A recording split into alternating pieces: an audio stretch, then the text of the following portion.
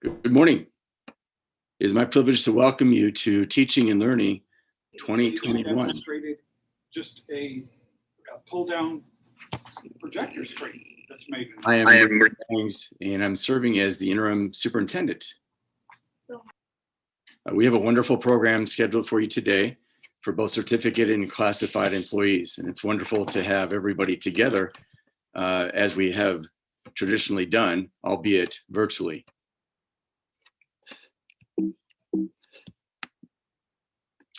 I'd like to welcome you back to the district from winter break. I realize that many of you have actually worked over winter break. I'm sure working in offices, preparing plans for the spring instructional program. But I hope you've had time also to rest and to be with your family and do some of the things that we enjoy doing along the way. So I hope you had a chance to rest and rejuvenate. Today we have a wonderful program scheduled for you for both certificated and classified employees. Prior to that, though, we have a program to share with you, which will aim to get us ready for the coming year. I would like to also take this moment to welcome our new trustees, Mr. Ivan Vera Mora, who is a Soledad High School graduate, is currently the Director of Student Services at Alder University and works in teacher preparation. He's also been an advisor for the Soledad Youth Council, preparing, turning students into leaders, and also an advisor for the Soledad High School Interact Club, which is a part of Rotary and is aimed at providing service opportunities for students. We'd also like to recognize and welcome Mr. Roberto Ocampo, who is currently employed by the Salinas City Elementary School District and doing a work in their technology.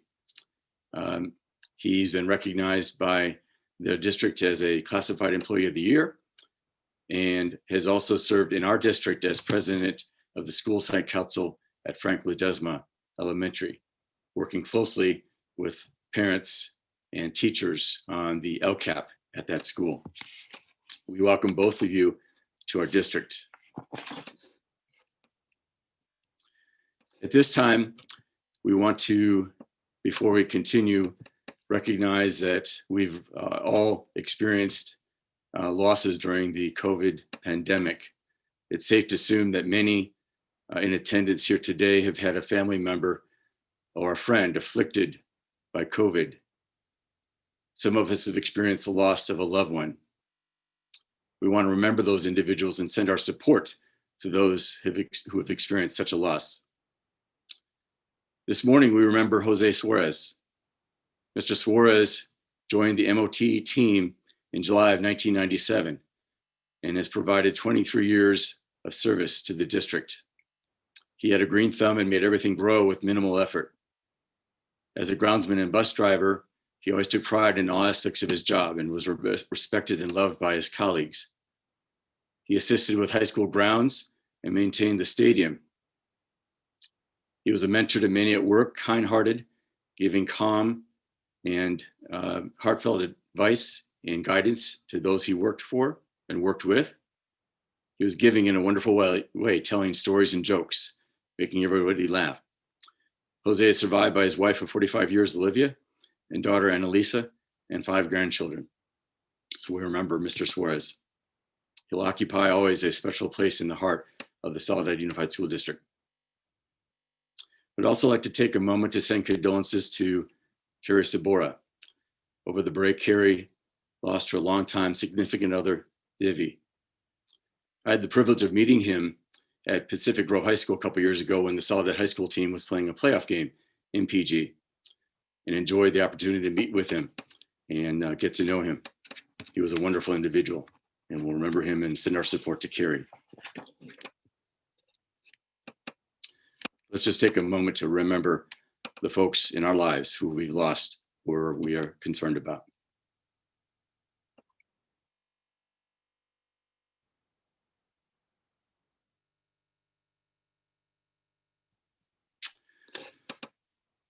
As we begin the second half of the year, we'd like to welcome 2 new folks to the Soledad Unified School District family. Mr. Cook Tran is coming in as Interim Associate Superintendent of Educational Services. He has 31 years in education as a teacher at elementary and secondary level. Also most recently as the Assistant Superintendent of Ed Services in the LSL School District. He will coordinate the development of the LCAP and coordination of our instructional programs going forward through the spring. We also welcome Gary Bossum as interim CBO. He has 40 years of service in public education, including most recently 17 years in the position of Associate Superintendent of Finance and Business Services at MCOE. Mr. Bossum will be critical in supporting the development of the LCAP LCFF second interim budget report and the performance-based budgeting process. So now we'd like to move forward with recognizing some of the district's bright spots over the last year. As we know, the COVID pandemic has had a significant impact on our work and has created significant challenges and, I will say, stress on all the employees in the district. But within all those challenges have been not only opportunities, but also unique achievements and bright spots and successes. And we want to recognize and celebrate those as we begin the second half of the year. In March 2020, when the COVID pandemic quickly forced us to close school buildings, we pivoted to a distance learning program in just a matter of a few days. Certificated and classified staff rose to the challenge, preparing and distributing learning packets for students. Realizing that the pandemic was not going to go away, we developed plans for distance learning for the 2021 school year to enhance student learning. Through our collaborative work with our union partners, STA, CSEA, and principals, along with district office staff, we created a distance learning program by enhancing our technology, distributing devices and hotspots to all that needed them, and providing professional development for our staff to improve their craft. I want to take a moment just to acknowledge Mr. Adam Higgins, president of STA, Monica Santibanez, president of CSEA, for their work with the district in supporting all these efforts. So we'll go through some bright spots over the last year that we'd like to celebrate and recognize. Our state preschool program has done a wonderful job of keeping our most youngest learners engaged at such a critical time. Research shows that students that receive a strong early education program go on to be successful learners all the way through K-12. We thank our preschool staff that have provided our learners instruction through both packets and use of technology.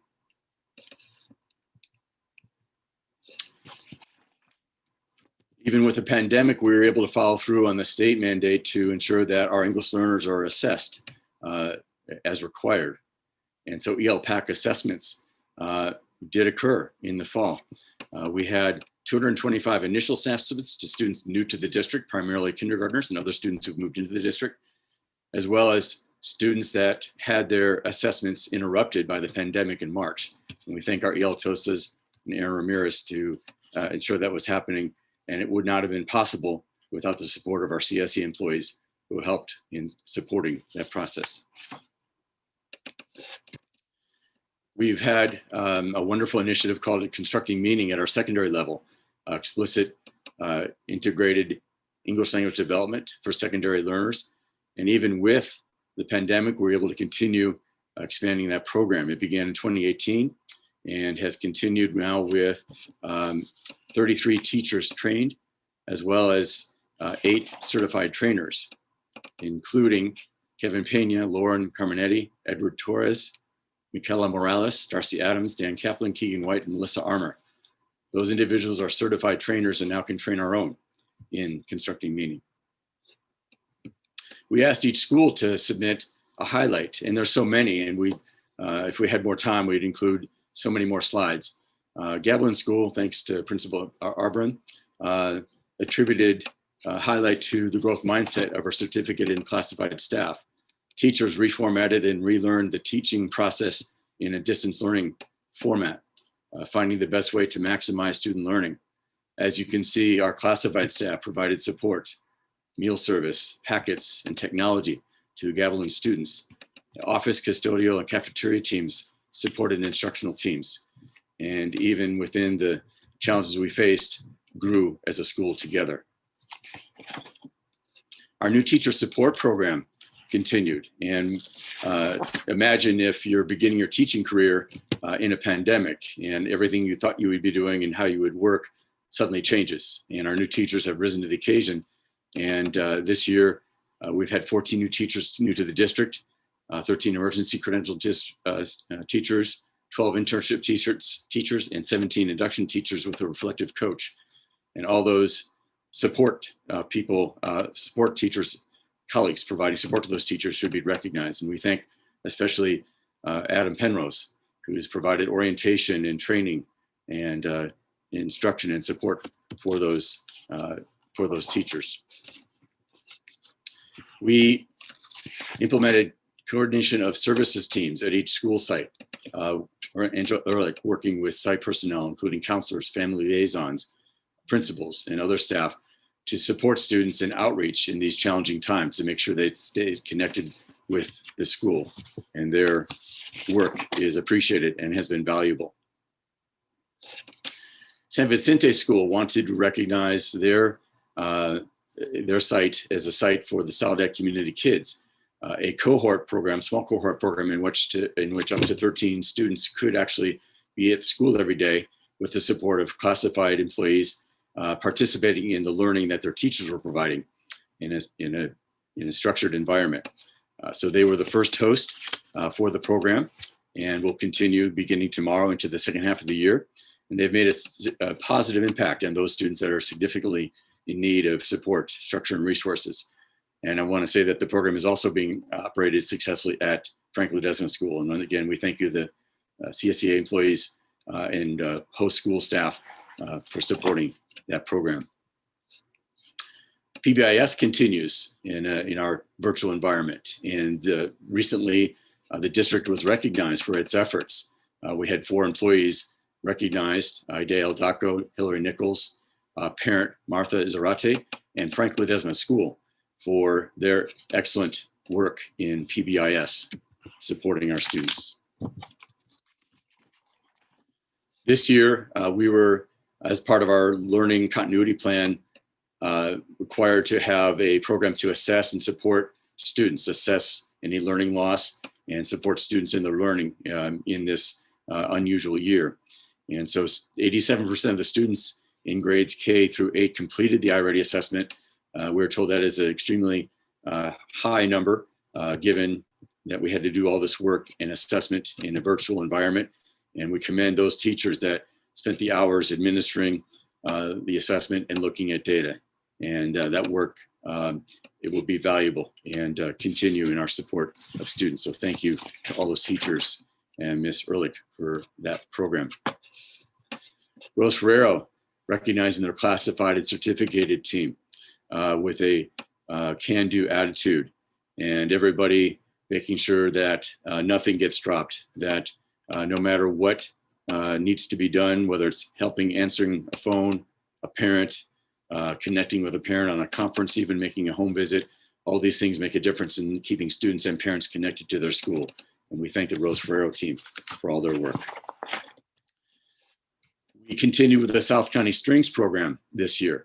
If you can imagine, our music teachers, as with all teachers, facing a different environment in trying to provide instruction, in this case with music.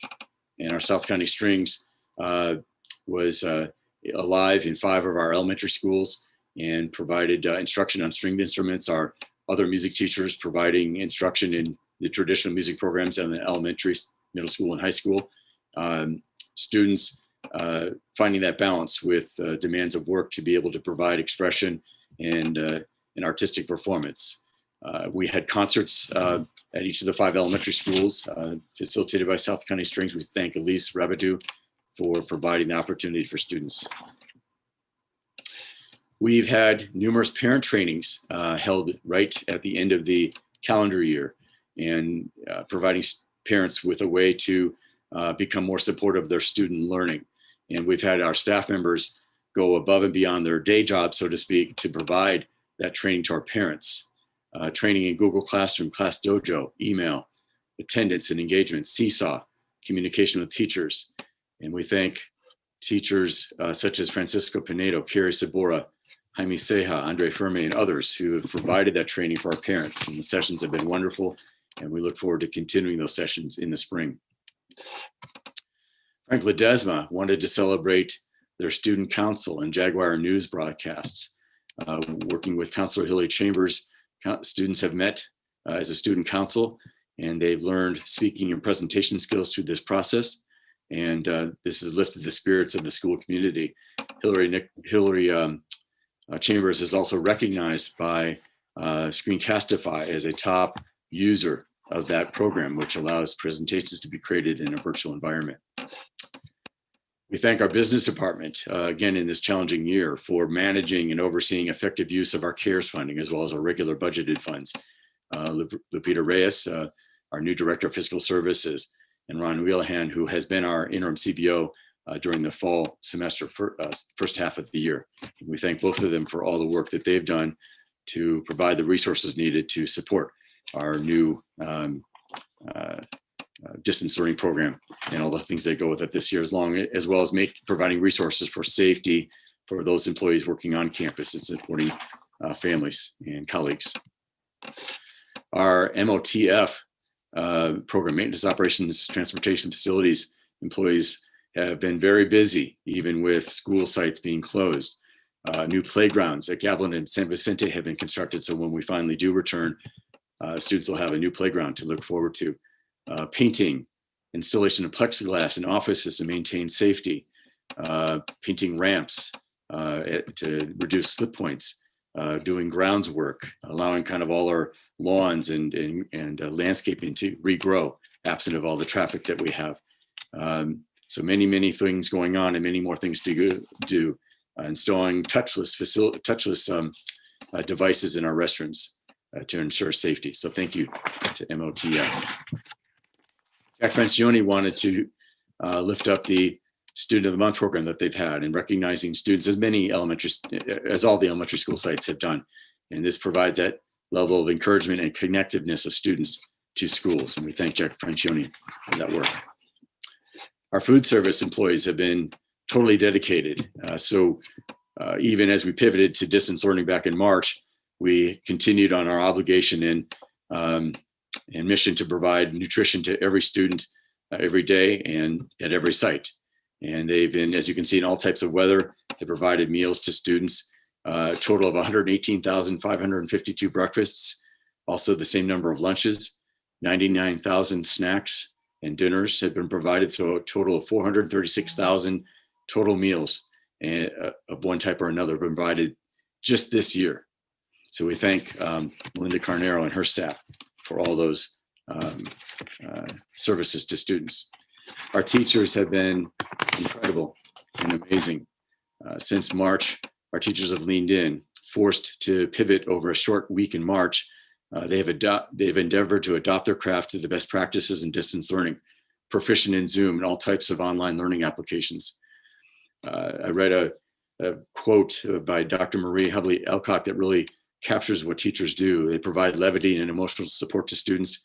They monitor behaviors and educational outcomes for parents and administrators. They're developing and adapting to digital learning tools, accepting the risks inherent in learning by trying new things, and willing to take risks, make mistakes, and learn from those.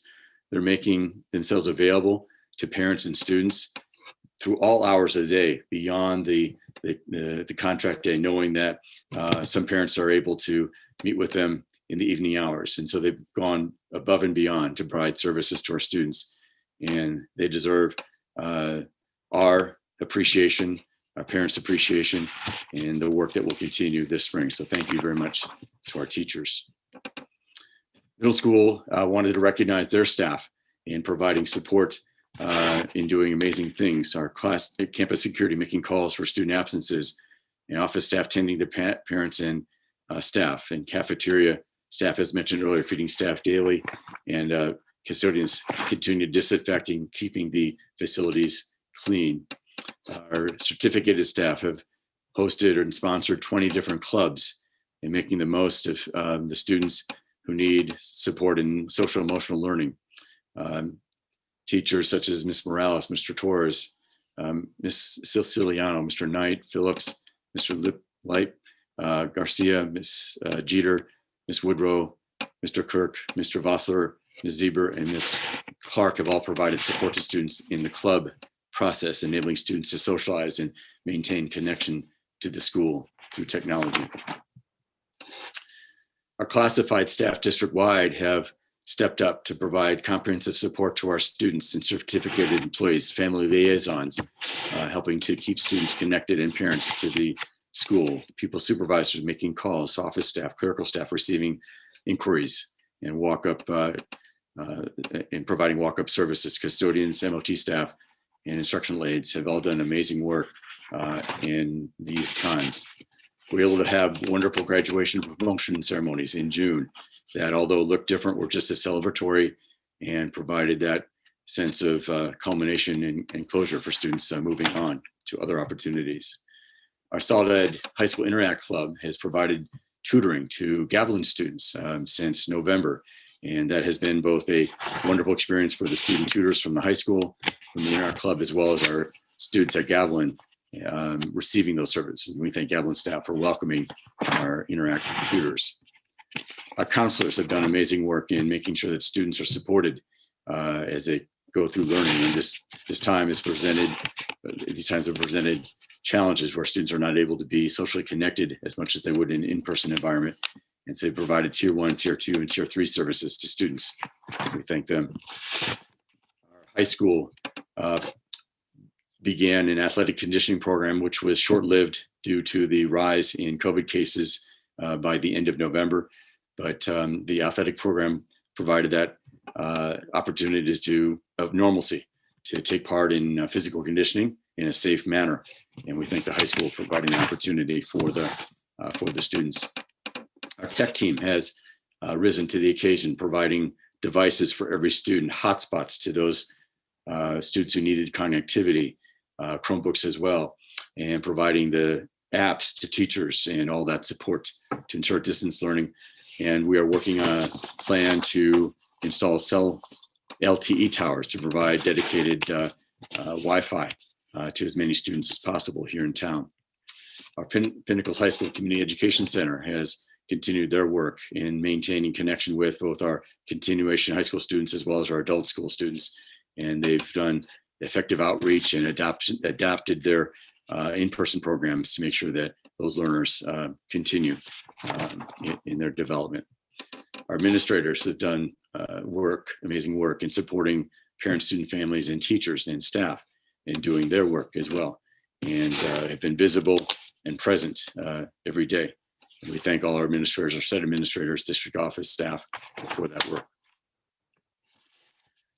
We'll shift now to very briefly, just kind of a look ahead. Some of you are aware that our governor announced a Safe Schools plan for all on December 30th, which involves funding to support safe reopening, safety mitigation measures for classrooms, hands-on oversight and assistance for schools, transparency and accountability for families and school staff, $2 billion in funding, weighted to students in need based upon like our LCAP, our level of supplemental concentration students.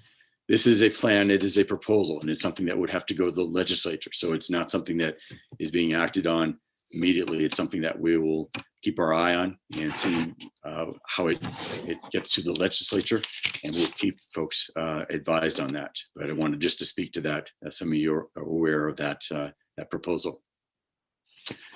What does it mean for Solid Ed?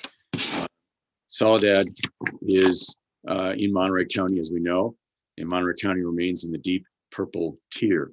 The stay-at-home order was extended this past weekend, and some of you may have seen that, which means that we will continue under the same restrictive levels as we had from November when this was announced through December. We will wait for what happens on the governor's plan for safe return. For the time being, we're continuing our distance learning, and we will continue to explore other ways to enhance the technology and learning programs and resources for students and teachers and counselors and other staff providing those services. Some other updates. COVID testing has been available here in Solid Ed since fall. Satellite Medical Clinic has had it ongoing for several months. And more recently, beginning in the first week of December, there was a station set up at Saddlehead High School at the library for Monterey County to provide drive up and walk up testing.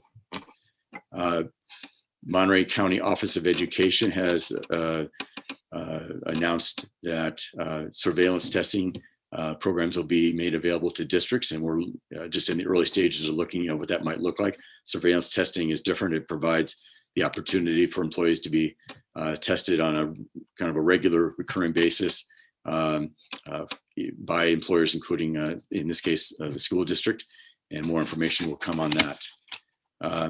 Many of you have been keeping up with the news regarding COVID vaccinations, and we are aware that education employees are included in phase 1B tier 1, which is to say that currently vaccinations, as we know, are being provided to frontline medical care workers, as well as older citizens and others with health risks.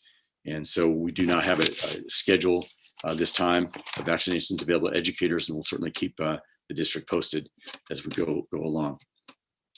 I do want to say a word about the events of January 6th. As we're aware, events that took place on January 6th caused many of us great alarm. The images of individuals trying to forcibly enter the congressional building in Washington raised concern among all of us. We also realized that our students were watching, and what we witnessed runs counter to what we understand the democratic process to be, which is peaceful protest. It's possible that our students may need time and support to process what they witnessed.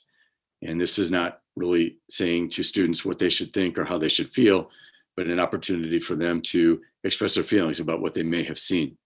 And no matter what our views might be, providing our students with space to process and engage in their perspective is an opportunity for learning. And we will be sharing some links with you to do just that if those of you who are working with students would like to provide students with that opportunity. So this is the end of my welcome. And I thank you for your patience in listening to all that information. Again, we appreciate so much all the work that's been done in the fall and look forward to a productive spring. At this time, before I turn it over to Carrie, I'd like to take a moment to acknowledge the district staff who developed today's professional development program. Adam Penrose, Carrie Sabora, Marilyn Klein, Annette Trujillo, David Torrey, Melanie Grande, Angela Ehrlich, Maria Torres, Irma Ferme, Rosa Sanchez, Cook Tran, Aidea Daco, Aaron Ramirez, and many others helped us put together the program today, which is focused on many different topics that are viable to our current pandemic and distance learning environment. We also thank our presenters, many of whom are our own district staff, our colleagues, classified and certificated staff, who will help in presentation and facilitation of today's sessions. Before I hand it off to Carrie, I'll just mention that you are in the correct stream and will stay here for the COVID presentation that'll follow this welcome session. So no need to change Zoom rooms or YouTube channels. You can just stay on, and we will turn it over to our district nurses, who will have a very nice presentation, informative presentation on COVID in just a few minutes. At this time, I will turn it over to Carrie.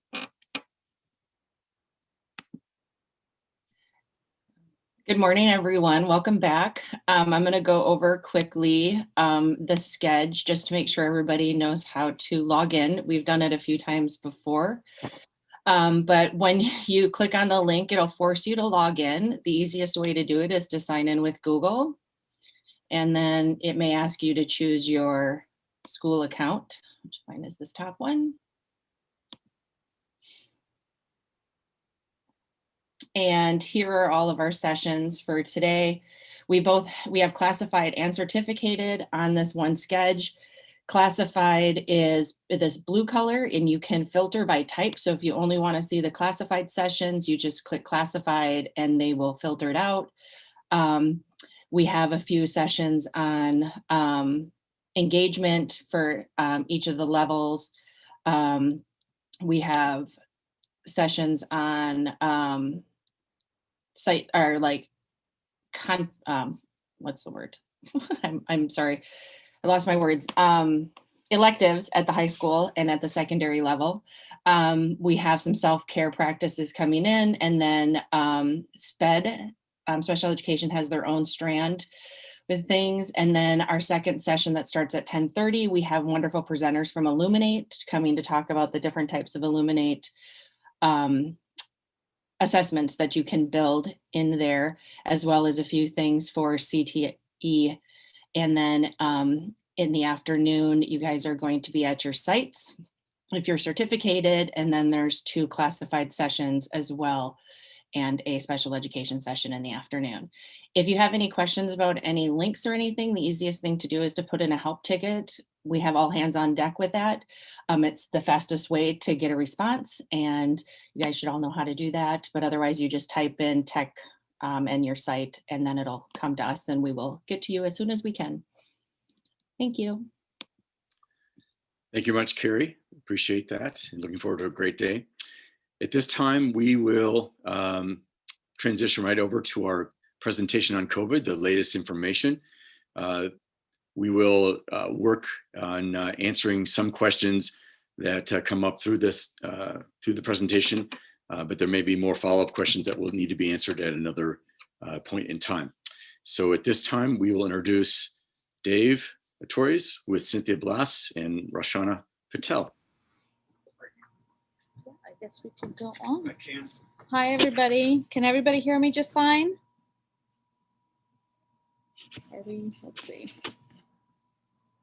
I'm muted. Hi, hello.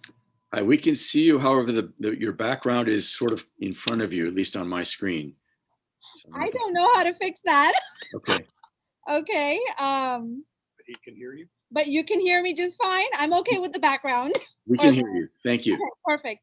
So my name is Roshana. I'm a registered nurse, and I have been working with the Soledad Unified School District for, well, since 2015. And just last year, I started working with David and Cynthia. David Arturi is the school nurse. He will be providing information on the vaccine for COVID and just some updates on in regards specifically to the vaccine. Cynthia Blas is also a nurse who's been working with Soledad Unified School District, and she will be providing information on what the school district is doing to protect everyone. Okay, some new things that have been put in place in a fairly short time. And again, my name's Roshana, and I'll be giving some updates on COVID. And I know, Randy Bangs, you kind of went over the stay-at-home order that's been extended, so that was something I was going to cover, but I'll kind of repeat myself. For questions, we are going to hold the question till the end. So if you guys can just write your questions and we will answer them according to the time we have. We also have questions that you can write in, email to us, and we will give you answers via email back. So as you know, we are still in the pandemic, and I hate to sound like a broken record because we have been dealing with this for, well, nearly a year now. But the good news is that there is a vaccine, and this is by far one of the vaccines that's been put together in such a short time, and people around the world, in fact, are already getting some of the first doses of the vaccine. And I know here in the States, we have the tier system where, the first people up are the elderly in skilled nursing facilities, critically ill patients, the frontline workers, which, we really need them just in case we get sick. So we have a few vaccines out there that people are getting. And to get them, you do have to follow the tier system. Those of you who have underlying conditions, we'll go over some of that information. Actually, David will go over that information. So just to kind of touch bases on the numbers, and I know that a lot of you are following the numbers that come up on the news or on the CDC website. So it looks like Monterey County is, one of the counties that has the numbers up in, at the top of the line there, as well as around the nation. So in the last 7 days, the total number of cases as of actually January 10th was over 1.7 million. And in Monterey County, the total number of cases as of January 8th is over 32,000. And, they are climbing, but there are some days in the 7-day average where we're coming down on them. And one of the main reasons why these the cases went up was because, people did get together over the holidays, or they had more contact with some of the family members that they had not seen in months, or maybe since March or beginning of last year. And so I think a lot of people are just long overdue on, seeing and visiting their family members. But definitely the holidays, Thanksgiving, Christmas, and even New Year's were some of the holidays where cases definitely bumped. The other thing I wanted to say was that, right now, the most important thing is there's nothing new as far as guidelines on what we need to do. The guidelines are still the same. And in fact, health officials are asking us to be even more vigilant of and, observant of where we're going, who we're coming in contact with, and just, be straightforward. I think as far as visiting family members, I think we do need to limit ourselves and be honest and upfront and just let people know that, hey, I might have been exposed to this. It's best that we do a Zoom or a phone call or something. And I think that's what's really going to help right now. But just to kind of retouch on those guidelines, continue to minimize going out in public areas. There are some studies, but that have not been signed off by health officials as far as, this being airborne. It is larger droplets of the respiratory saliva and mucus that we're talking about. So it's not necessarily airborne, but there are studies being conducted on this. So minimize going out into public areas.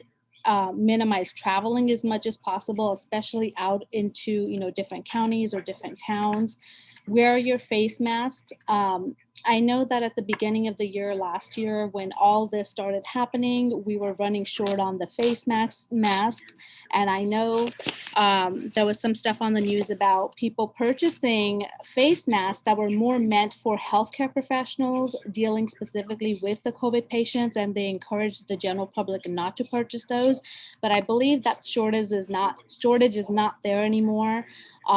There are a lot of supplies. It's just a matter of purchasing it. I know prices have gone up on some of these things that we used to purchase, but definitely if you are able to get a hold of a very good cloth mask that's at least 3 layers, which is what CDC recommends, it would be best. I know there's great masks that have very nice designs, or they've got the flashy rhinestones. I know a lot of people are trying to match those with their outfits. That's great.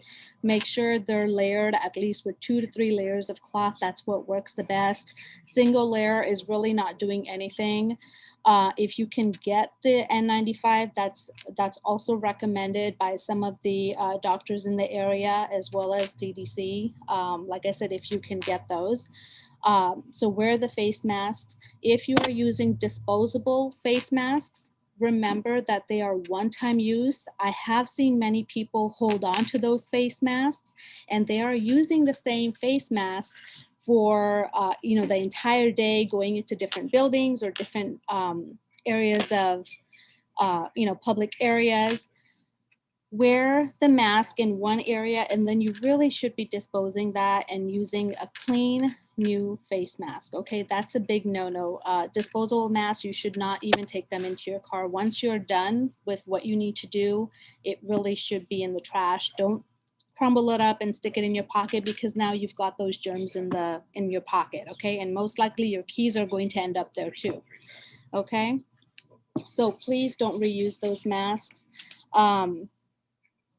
Avoid touching your face mask. That's also still a really big way that people are moving this coronavirus from, their masks onto their face. A lot of the younger people who are getting this virus, most likely they don't have a lot of the symptoms. Okay, sometimes they don't know that they have the virus. So what happens is, if you are coughing or talking, breathing, which is what releases these respiratory droplets out into the air, in fact into your mask. So if you touch the mask and then you're touching everything else, your work area, your desk, your face, you're actually putting it back on your body or in your workstation. So After handling the face masks, please sanitize your hands with at least 60% alcohol-based sanitizer, or wash your hand. That would be the best thing, to wash your hands with soap and warm water.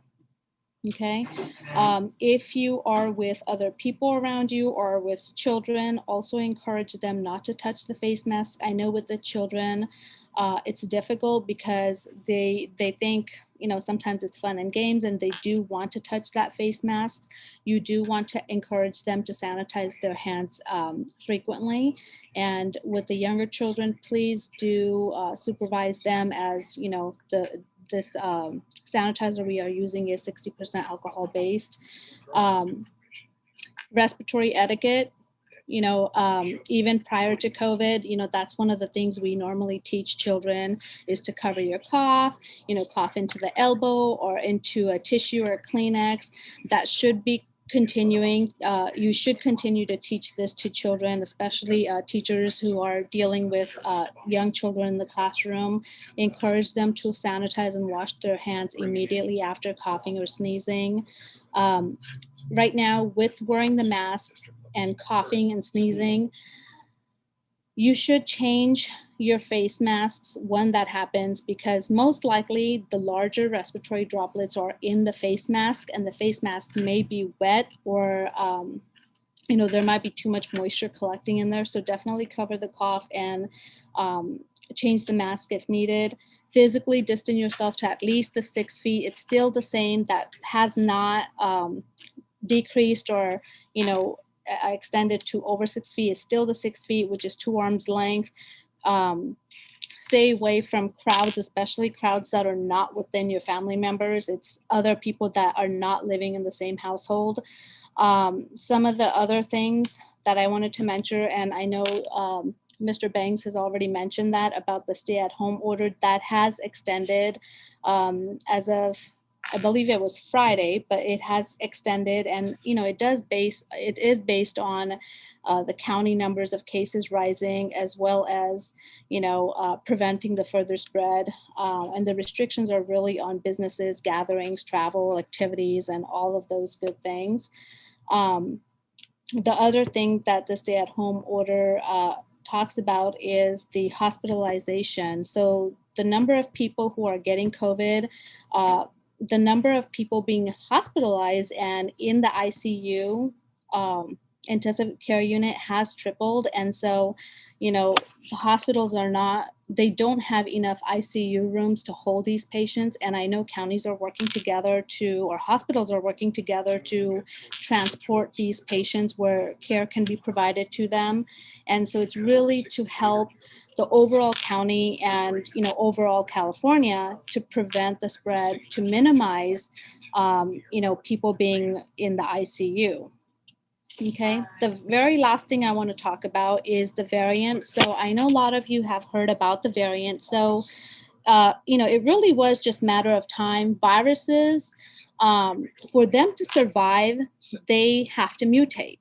Okay, so this was something that was going to happen. And I think, mid last year, there was some talk on this as far as mutation. And when they were developing this vaccine for COVID, there was a talk on, is this vaccine that we're developing going to work for this mutation or for the variant? And yes, there are studies that show that even though this is a mutation of COVID-19 virus, the new vaccine that's out for COVID-19 is going to be effective for the virus that people have right now. I believe Southern California is where the variant has been detected, but it's just a matter of time, for it to spread. Like I said, viruses, for them to survive, they do have to keep mutating. Okay.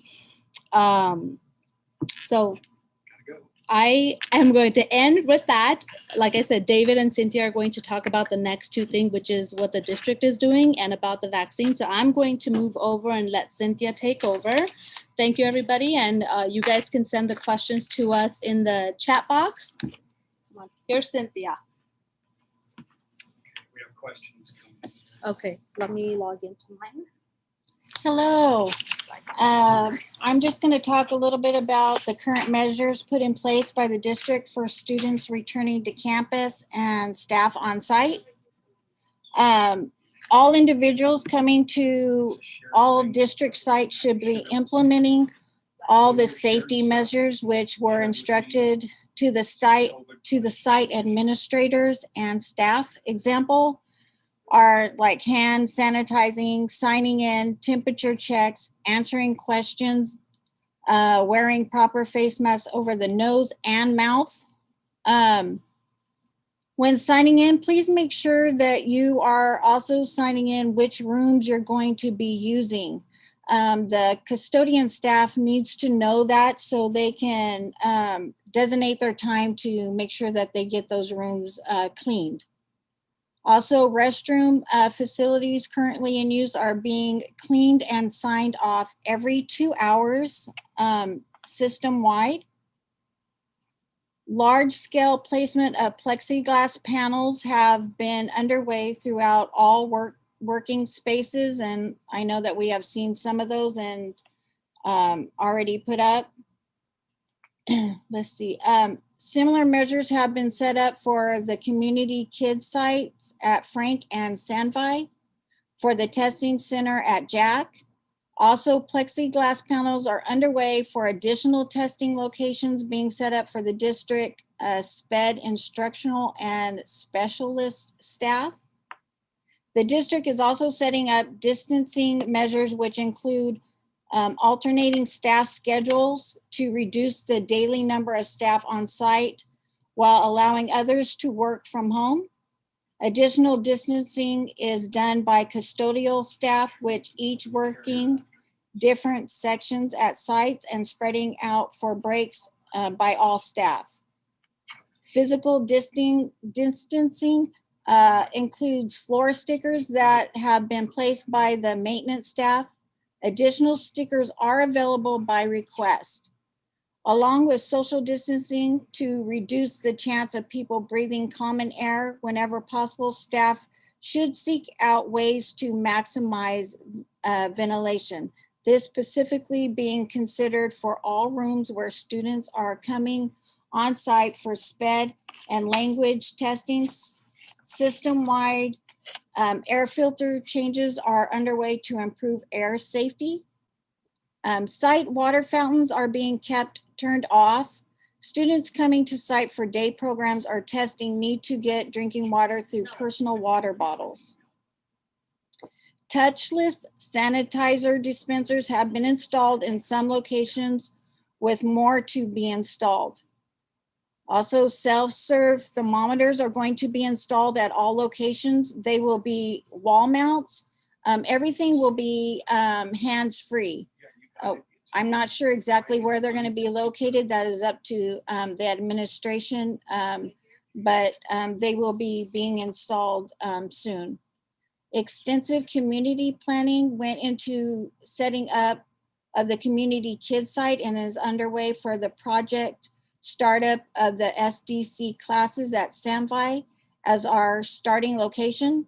All concerned staff are being included in these planning sessions, including administration, instructional, medical, clerical support, maintenance, custodial, food service, transportation, HR, and the union.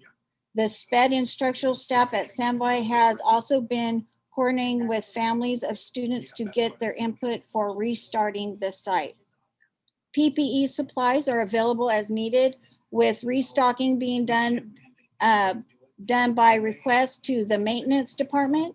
Check your local sites for who to coordinate requests through. Thank you guys for your help, and let's keep us all safe. Now I will turn this over to Dave Autori, who is going to talk about the vaccine. Thank you.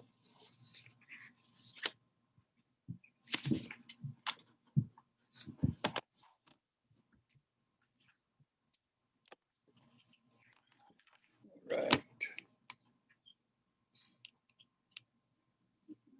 Okay.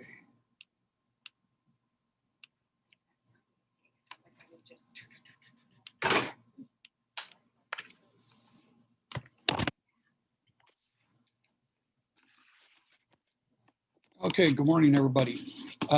So we've already gotten a number of questions that have come in through the site. and we'll be going to that when we get done here. Some of the questions we're going to actually direct to Randy or Marilyn. Those questions are above our pay level, so they get those. So anyway, let me talk about the testing and vaccines, kind of what's happening in the future on those things, how much is direct future or not. To begin with, I wanted to talk about the types of testing that are available, coverage on it, and possible district work on that. So one type of testing is a blood test for antibodies. It will not tell you if you've got it right now. It's not a test for present infection, it's for past because it's antibodies. Antibodies are what protects your body against getting a disease, so immunity, and they're disease virus specific. So they're going to be used to diagnose when you've had a lot of symptoms or you've been in contact with somebody weeks ago and you want to see if you've got it. Bottom line is talk with your healthcare provider and they will direct you for which type of test is the best for your situation. So the ones though that if you're looking for present, what we're looking at there is that's the viral tests. So these are the ones you're hearing about where they're taking the swab and putting it up your nose. It's not really comfortable. I've had it. There's the cheek ones, some of the ones that are a lot quicker turnaround that you may have been hearing that the pro basketball and football teams have been using to check on a daily basis and that. So depending on the type of the test, the turnaround time is very different on those. Some of them are very rapid and they're continually working on other ones. But these are going to be for people who have been in close contact with somebody that was tested positive or has a lot of symptoms. So you're trying to find out now, did you get it also? So again, is work with your provider and they will tell you which kind is the best for you on those. As far, and this is a question we've seen already, is if you don't have health insurance to cover it, the state has mandated that all insurance plans in the state will cover testing and vaccines, although the provider is eligible to provide to charge a small administration fee like $10 or something on some of these things. But in most places, you're not getting that charged to you. So the best thing to do is go to the county health department website. They've constantly have stuff updated as far as the locations.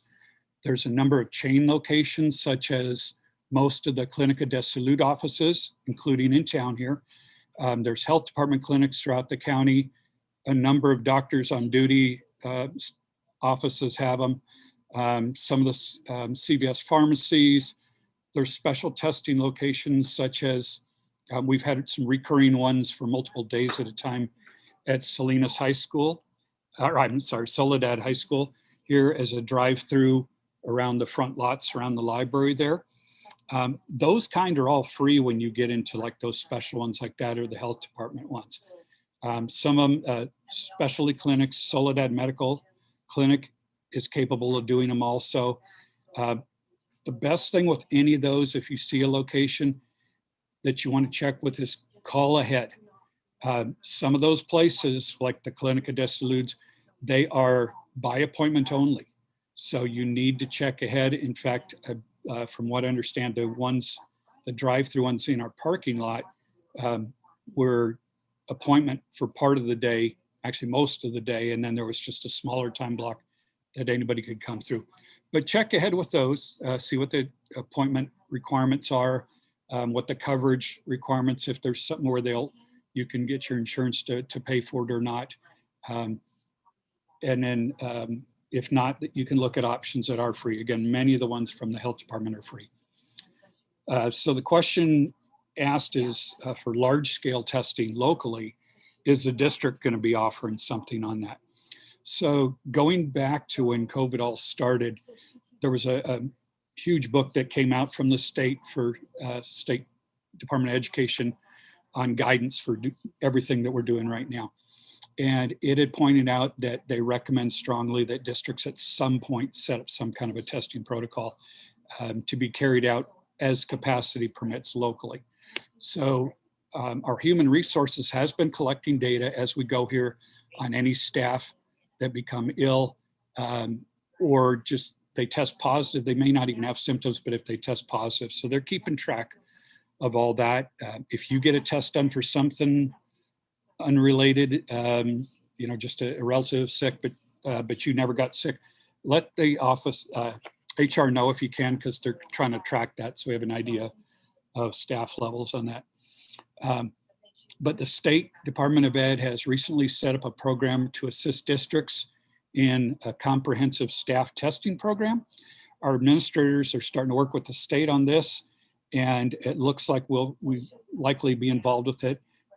Details are yet to be announced, so you will be advised when that happens as far as how that whole thing's going to happen. But it looks like the district will be providing that.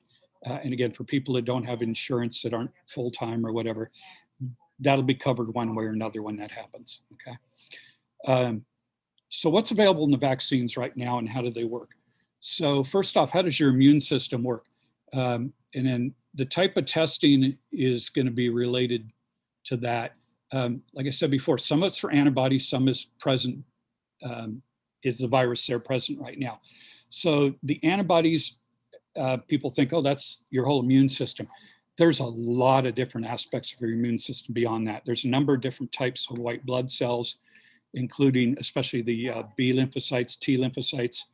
These are called memory cells. So even if you don't have a good supply of antibodies to something, your body can have the memory built up to what things are bad. And when it sees it again, it can suddenly gin up to picking up the antibody levels. All of the versions of the COVID-19 vaccine assist your body in producing these lymphocytes and memory cells, but it does take time for it to happen. You don't get the shot and then, run into somebody with it a few days later and you're protected. It doesn't work that way. Just like with getting the actual virus, it takes a while for it to build up in your system and cause problems. So the antibody response, and that is going to take 1 to 3 weeks. And even then, the current vaccines are a 2-shot series to reach full immunity and or top amount for that vaccine. So you could still get sick in the meantime if you had been in contact with it beforehand or just after, before that process builds up, and you could still get the condition from that.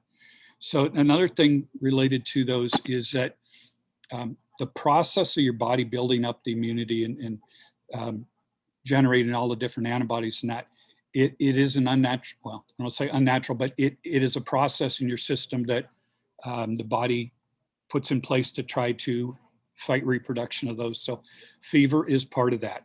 It's so if you worry about side effects, fever is kind of a normal one with it. It varies a lot though on people on how much. It is fairly preventable. I worked for the health department a long time ago doing a lot of immunizations. We recommended take some Motrin about 45 minutes beforehand, and it will greatly help cutting down any side effects that may show up. Okay. Currently, there's 2 types of COVID-19 vaccines that are approved and in use in the United States.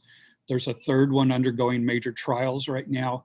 I'm not sure how soon that's going to take before it comes out. Once it does, it still has to go through final approval. But of the approved ones, both of them require a second shot to get at least 3 weeks later. The last one, that's when it does come out, will be a single shot vaccine. So in general, how do they work? There's actually a lot of misconceptions going around right now on the internet. A lot of half-truths, a lot of complete, flat-out untrue stuff. I mean, there's things saying that Bill Gates is trying to put microchips in all of us. There's some really wild stuff that I'm not going to go into. But one of the biggest fears is that the vaccine is going to give you COVID, okay? There's 3 major categories of how vaccines are made. One of them is called the live attenuated virus vaccines. These are the ones that, if anything, they cause sometimes more side effects, so people think they got it. This is really common with the flu vaccines. People say, well, I got it before and it gave me the flu, so I'm not doing it anymore. It cannot physically do that, okay? You can been in contact with the virus before you get it or shortly after, before it builds up in your system. and it can develop. Well, it's coincidence that it happened near the same time, but it cannot physically give it to you, okay? The ones that are the live viruses, again, attenuated means they've treated them so they can't reproduce. The MMR, the varicella, those are the most common ones in that category. And again, you may have more side effects with those, especially fever. And those ones, if you've actually got any fever at the time, you cannot get them. The polio vaccine is another one. If you're over 24 years old, that's the kind you got. Then they changed it after that. The thing they change it to is probably the most common type of vaccines called the particle vaccines, where they reproduce billions of copies of this little small piece of the outside shell. And your body recognizes that as being foreign and it produces antibodies to that, okay? The two current COVID vaccines are from the third category, which is the newest kind. So they don't even have any particles of the actual virus in there. What these are called mRNA vaccines. So if you remember back to your high school biology, RNA is what tells your body how to make different proteins. So these are newer, but well-researched. They take a little strand piece of RNA, which teaches the body how to reproduce billions of these little pieces of a section of what looks identical to the piece off the COVID. So, you know, when you see pictures of them, we've seen them all around of the COVID, what it supposedly looks like. It looks like this little covering of little pom-poms all over it. Well, those are unique to that virus. And what it does is the vaccine causes your body to make billions of copies of a certain one of those pieces. So when your body sees it, it says, hey, it's one of those, and it attacks it. Okay, but again, it's not any part of the virus itself, so it cannot reproduce in your body. It cannot give you the condition, all right? It's building up so your body can make antibodies and T lymphocytes for that. Again, it takes time though. So as Rashana told you, the virus has mutated into at least 2 major variants that we know of right now that are passing around. The one that's been seen out of England a lot is definitely here. The one from South Africa, they have not seen it yet here. So far, the CDC researchers and experts are saying, to their present knowledge, the current vaccines will be effective against those. When the mutations happen, for the most part, they're to the internal structure of the virus, something to help it reproduce better and that. They're not to the outer part and with all the little projections net on it. And that's what the vaccines are targeting. So as far as they can tell, the vaccines that are in place should be fully workable against any changes in the foreseeable future. Okay. In addition to that, there is some other concerns from people about the vaccine being able to cause the disease or overall safety. So they said the person's body can develop symptoms, including fever. It's a normal part of immunity, building that. Another big one is injection site soreness. This is very normal of any muscular injection. You're putting a chunk, an amount of fluid shoved into your muscle. It's going to hurt to a degree. So again, having an anti-inflammatory like Motrin in your system ahead of time will help with that. I can put sterile saline in a syringe and inject it into you in the same place, and you're going to still have that muscle soreness. Part of it's just as, you know, how good the nurse's technique is when giving it to you and that. For most people, those side effects are going to last a day or two at the most. And those side effects don't mean that you have the virus though, okay? It's just part of the package that comes with most vaccines. If you have any questions about after the fact, any side effects, you know, they're lasting longer than you think they should, talk to your doctor about it, okay? But as of with anything, there can be some worse reactions. What we're looking for is an anaphylactic reaction, where the type of thing that happens, people have a very serious allergy to something, where you get bad breathing difficulties and you end up using an EpiPen. These things can happen, they have happened, but they're extremely unlikely. If it does, it's a 911 type situation, okay? Of all the people that get the vaccine though, because it is new, of any of the types, you are strongly recommended to stay put in whatever location you got it for at least 15 minutes to watch for it. If you've had any severe reaction to that first vaccine, they say do not get the second. If you've had a severe reaction to or a significant reaction to any other type of thing, whether it be foods, meds, bee stings or that, they recommend not to get it necessarily, but talk to your doctor about it. Of the number of people, we've had 4 million doses given out as of last Wednesday in the US. They've had 11 cases of anaphylactic reaction per million, so around 40 cases out of 4 million doses. The majority of those people had the reaction within 15 minutes. The majority of them also had a documented history of reactions to problems in the past. There's been no deaths from any of the vaccine variations in the US. I don't believe anywhere else either. There's been a lot of stories passing on around there, but there has not been any documented.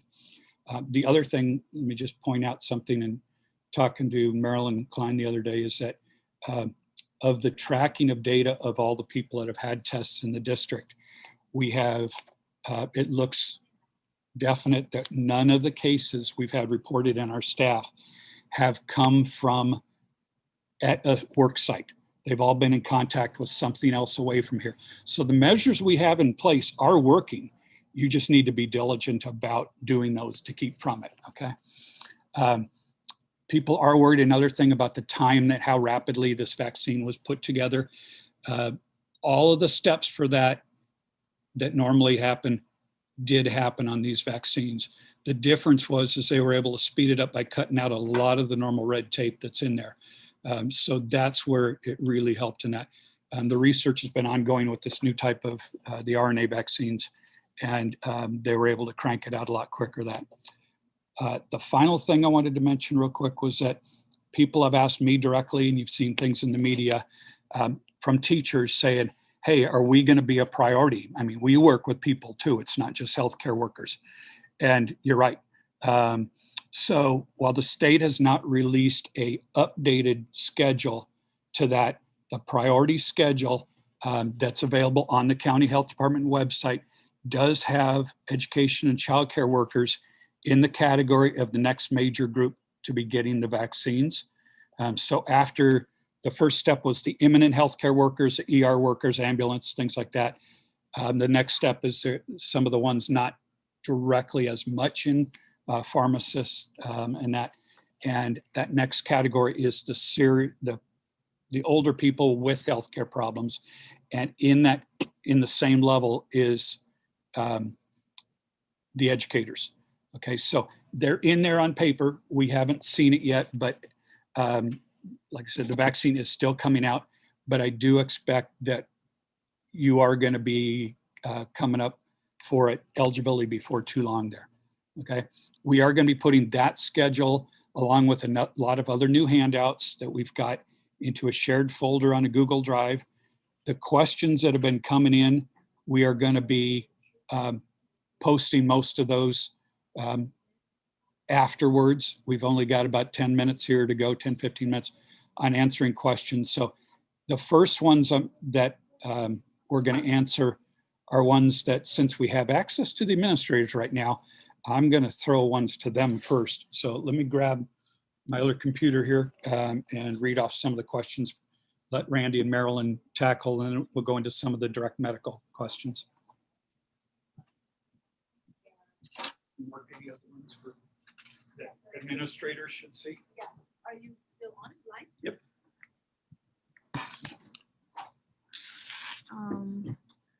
Okay, the first one we have actually is looking forward. What do we know that schools might look like in August, the beginning of next school year? Will we be going back fully? Will we be doing a hybrid system of some sort? I know it's a long time in advance, things can change, but Randy, from best guess right now, what are you hearing? Thank you, good question. And first of all, I want to just thank yourself, Cynthia and Roshana, for providing really good information. And as you stated, there's a lot of information out there, and you guys have a very good eye for what really needs to be understood. So thank you so much for all the work that went into this presentation. We don't know what August will look like, given that things are changing even now, week to week, month to month. So I think probably our most immediate awareness needs to be on what might happen in the next month or two, both having to do with the actual COVID pandemic itself. We're in an environment of rising cases. We're still in a deep purple tier. Numbers continue to rise, perhaps out of an outgrowth of the holidays. And so like that's probably the most immediate source of data that will inform decision making. And then the other is, what the where this planning might go with respect to what the governor is proposing. And please, again, just reiterate that what the governor stated on December 30th was a proposal. It needs to be processed through the legislature, and then we will see what comes through with regard to specific guidance. So I think August is a little ways off. I sometimes mention, what does the crystal ball tell us? And I think it's a cloudy COVID ball at this time. And I think it's more of a function, what's going to happen this spring? And then that will then let us know what will happen in August. I think the timing of the vaccinations is also something to be aware of. As Nurse Dave has mentioned, we're on a, maybe a second highest tier as educators, but there's not an immediate timeline of what that might look like in our county. Okay. Something that kind of steps to another question here, that's part of this thing when somebody says, well, it'll be a hybrid. From my understanding on things, and in setting up the current programs that we've got going, the community kids and that, and starting planning for some special ed SDC classes, in talking to families, there definitely are people that are still saying, well, I know you're doing safety measures, but I'm going to still keep my kid at home. So, I'm sure there will be some type of hybrid at some, going forward to some degree, but again, if anybody's going to be forced to do it. And some of the questions coming up are ones related to that. Are they going to be forced to do it? So I could answer this, but again, I'll let probably Marilyn. Will administrators or other people other than direct educators on sites be eligible for the testing when it happens? So you mean COVID testing? Correct. So anybody can get COVID tested. We tell anyone who is concerned or nervous in any way, shape, and form, get a COVID test. It's always better to be safe than sorry.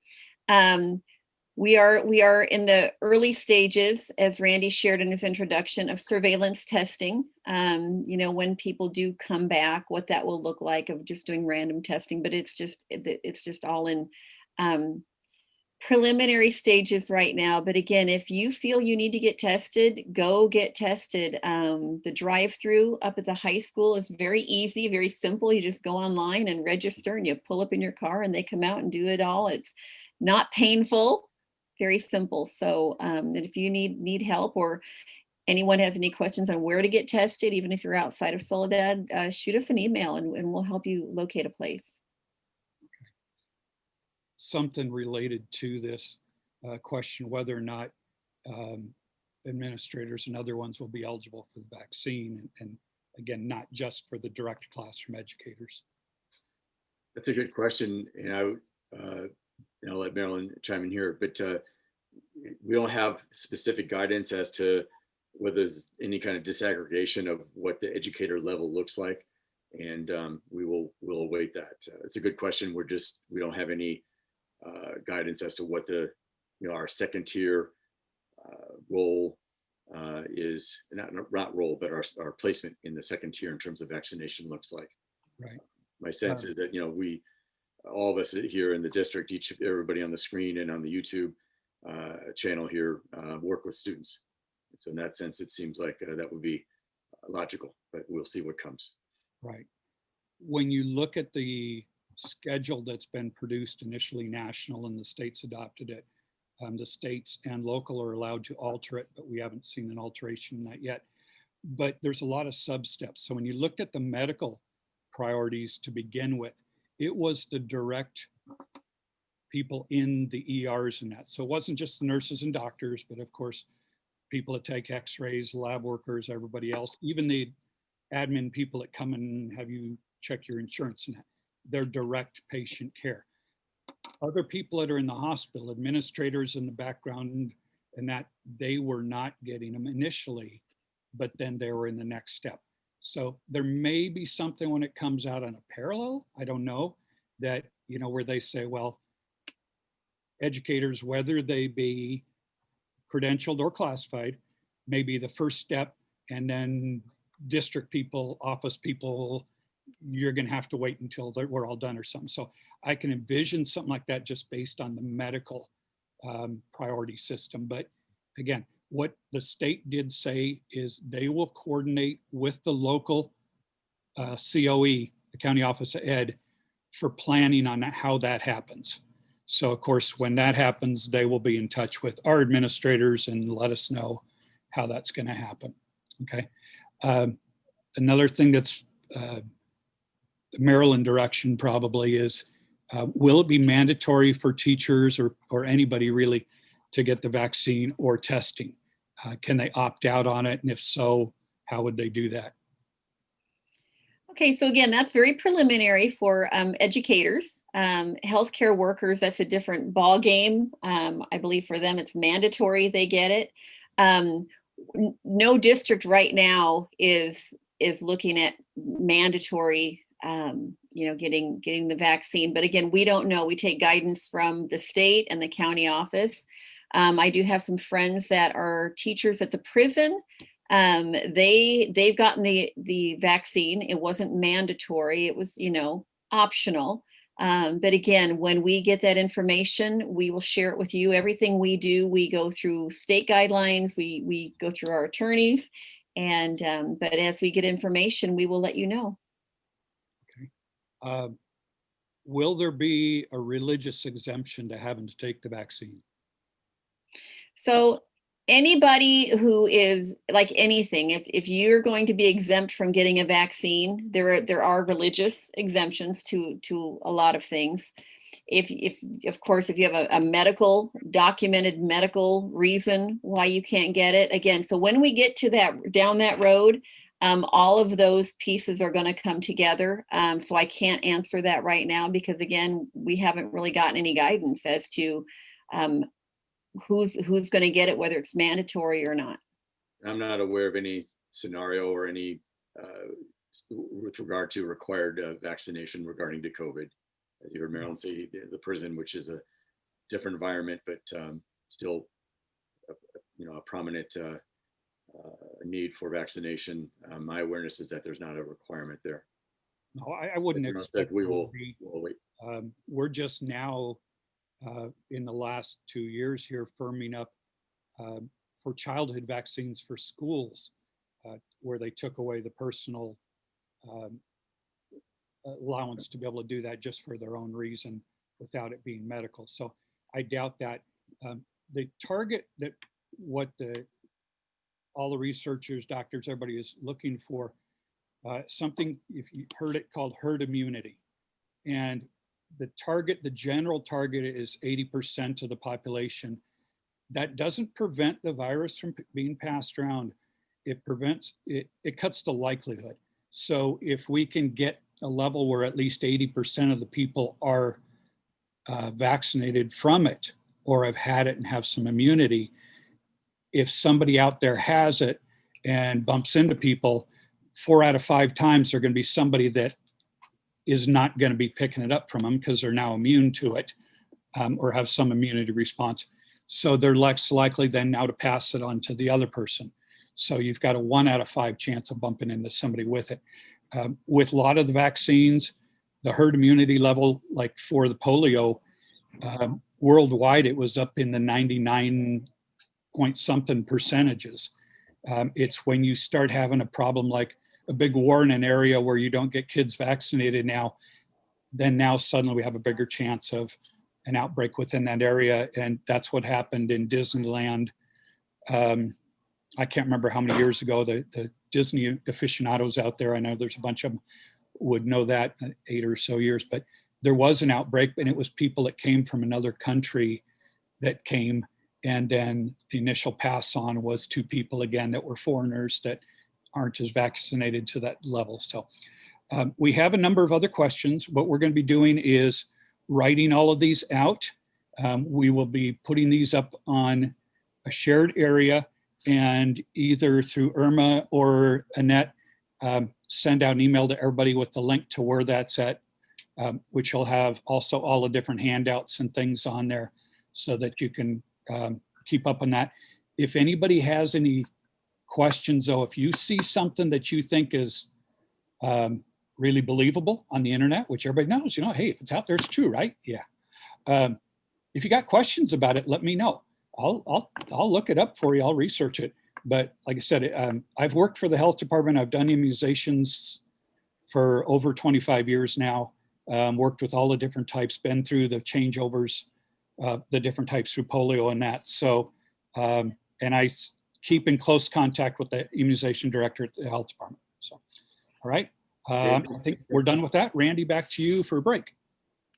Thank you, Nurse Dave. Also, thanks to Roshana and Cynthia for the information. Marilyn, thank you for some of the Q&A. We will shift right away here to give you a little bit of a break. And then at 9:30, everybody is set to go ahead and log on to the sessions based upon the schedule.